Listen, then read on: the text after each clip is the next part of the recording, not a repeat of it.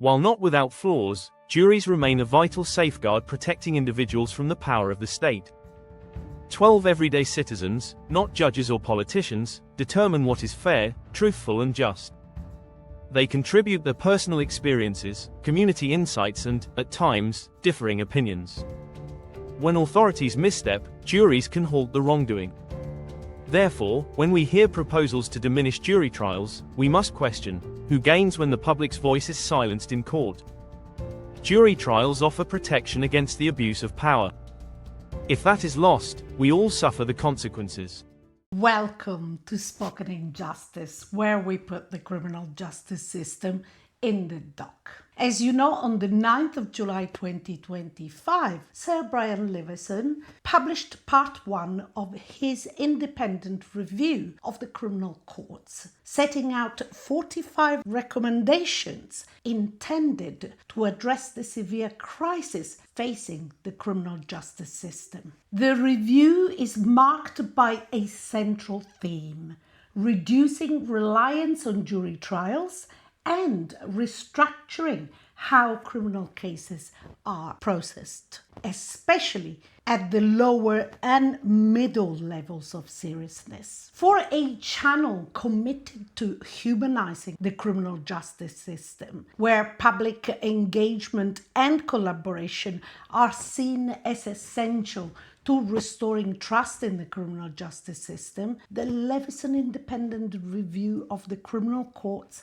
comes as a predictable yet deeply disappointing blow. Before we share our perspective, let's briefly summarize what the review sets out to do, along with some of the key criticisms raised by respected figures with far more experience in the criminal justice system than ourselves. In essence, the Leveson Independent Review of the Criminal Courts is structured in two parts. Part 1, the policy review, presented to the Lord Chancellor on the 9th of July 2025, and Part 2, the efficiency review, expected to be published later in 2025. The problem is identified in paragraph 1 of the executive summary. As of December 2024, there were over 75,000 outstanding cases in the Crown Court,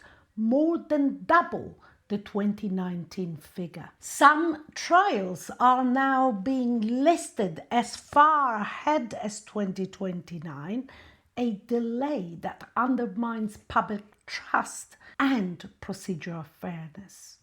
The underlying causes follow suit in the executive summary, and there are said to be two principal causes. The first, chronic underinvestment. Years of funding cuts and resource constraints have left the criminal justice system with fewer operational courtrooms, a growing maintenance backlog across the court estate, a shrinking, less experienced workforce. The second is said to be growing legal and evidential complexity. Criminal proceedings increasingly involve digital evidence, forensic data, and evolving legal standards. While these advances aim to enhance justice and fairness, they have significantly lengthened trial durations. Jury trials now take twice as long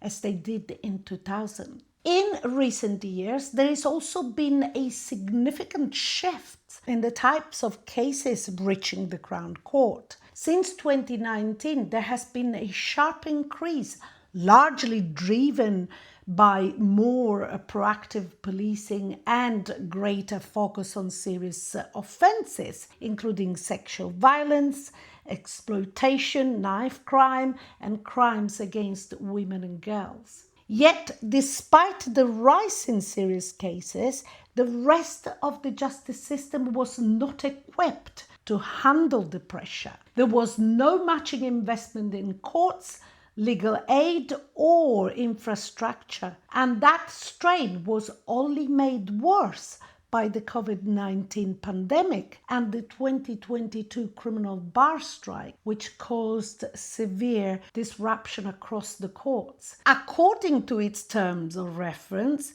the review was tasked with exploring long-term reform options to reduce pressure on the Crown Court, particularly by retaining more cases in the Magistrates' Court, improvements to efficiency and timeliness throughout the criminal process from charge to convictions or acquittal. In essence, the key recommendations were increasing the use of out-of-court resolutions for low-level offences to divert them from formal court proceedings, restricting appeals rights, expanding magistrates' sentencing powers, and replacing legal aid incentives. Removing the automatic right to a jury trial for offences punishable up to 2 years in prison, reclassifying many as summary only, creating a new Crown Court bench division where a judge and 2 magistrates would hear intermediate level cases without a jury, mandating judge-only trials for serious and complex fraud cases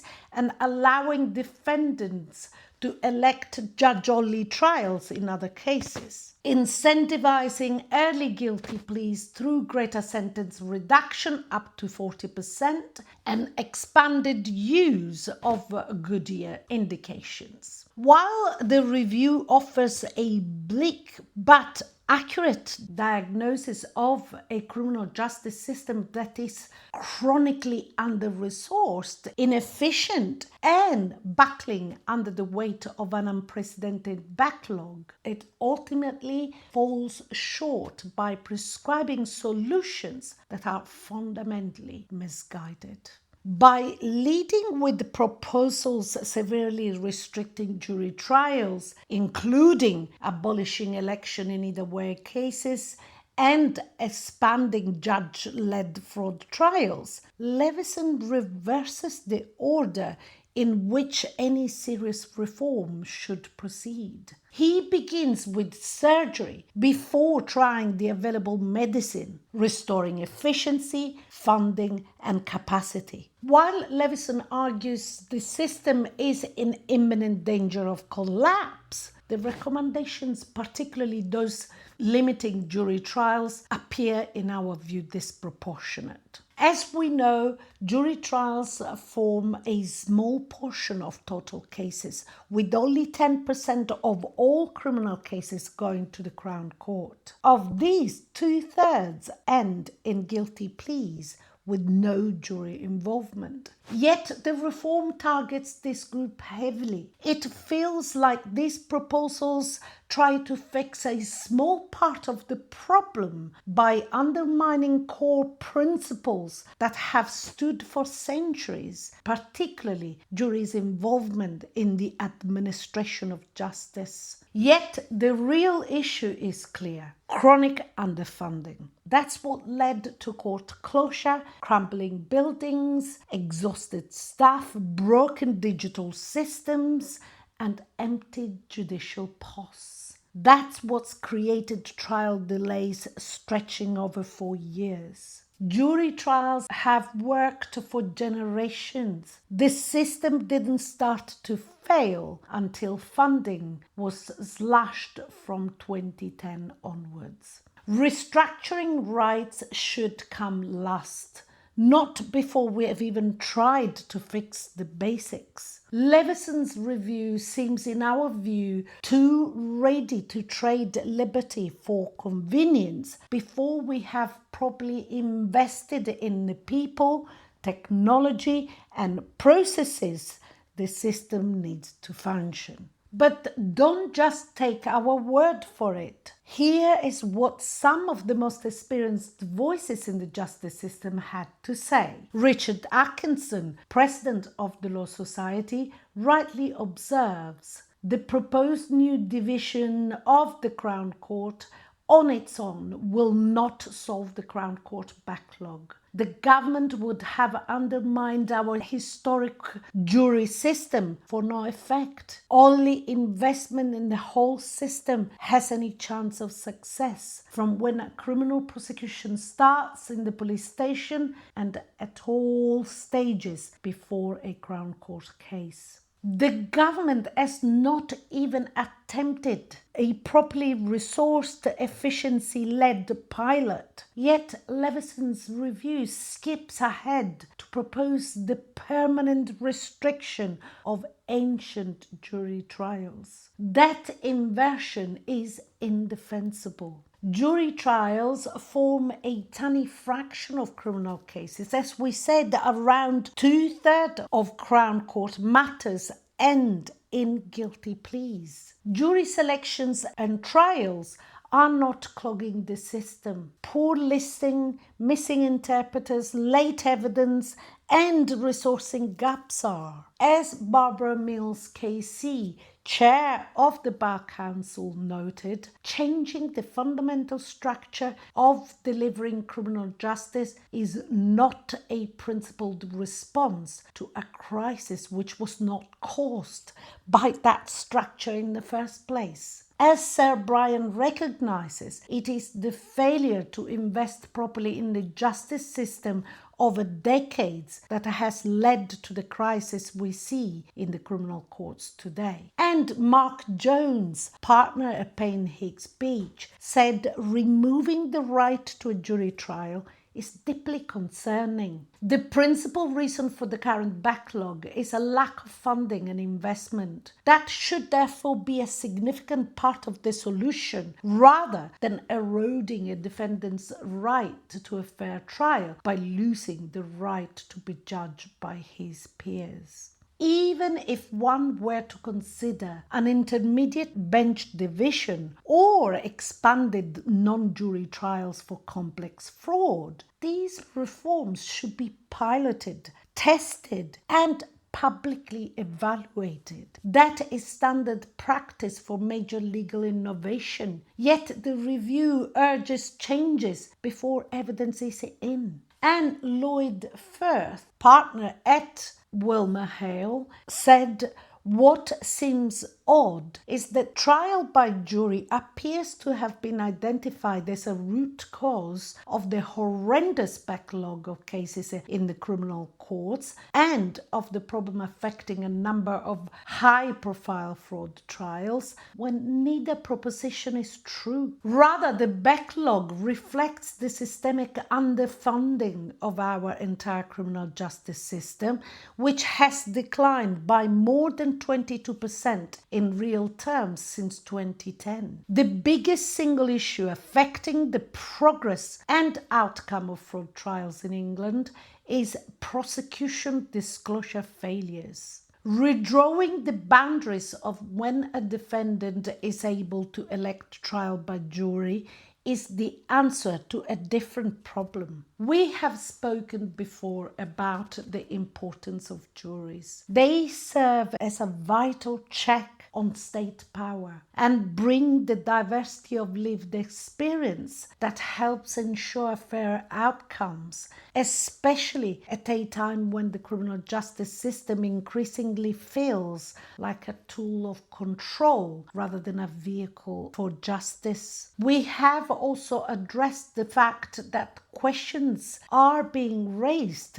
about whether some prosecutions are influenced by ideological, political, or racial motivations rather than purely about seeking justice. In sensitive, highly stakes cases, jury trials are more important than ever. Juries offer diverse perspectives that help ensure justice isn't skewed by bias, and they serve as crucial check against the criminal justice system being used to control or target specific communities or beliefs. We explored these in last week's video on joint enterprise trials, where juries acquitted many defendants wrongly pulled into cases as secondary parties. justice, a clear example of overcharging in some of the most contested prosecutions. Now more than ever, juries act as a crucial safeguard in that balance. Yes, the jury system isn't perfect, and improvements are needed. But when juries do reach questionable decision, it's often not the jury itself at fault. It's the lack of properly presented evidence that lets it down. It is in this context that we urge the Ministry of Justice to fix the known inefficiencies first, invest in digital systems, maximize sitting days, improve listing and case preparation. Second, pilot any structural alternatives to jury trials. Evaluate outcomes on access to justice, delay, and public trust. Third, preserve jury trials until clear evidence demonstrate a less invasive, fairer, more efficient alternative. Listing delays, inadequate courtrooms, poor digital infrastructure, case attrition for lack of interpreters or disclosure backlogs, police CPS handover problems, delaying charging decision by month, the legal aid system that creates perverse incentives, paid more for late pleas or trials. All these have nothing to do with jury trials. Yet Leveson doesn't make efficiency the first priority. The crisis is real, there is no doubt about this. But fundamental principles are not to be treated as expendable. This is a time for strategic investment, not constitutional shortcuts. The Leveson review should have been faced in reverse. Efficiency first, pilot reforms second, and structure overhaul only if the first two fail. It's only common sense to fix what's failing before replacing what has long stood the test of time. This matters not just to lawyers or judges, but to all of us. Because when justice speeds up by cutting corners, it's the most vulnerable who pay the price. So let's not trade fairness for quick fixes. Let's demand a justice system that works well, and still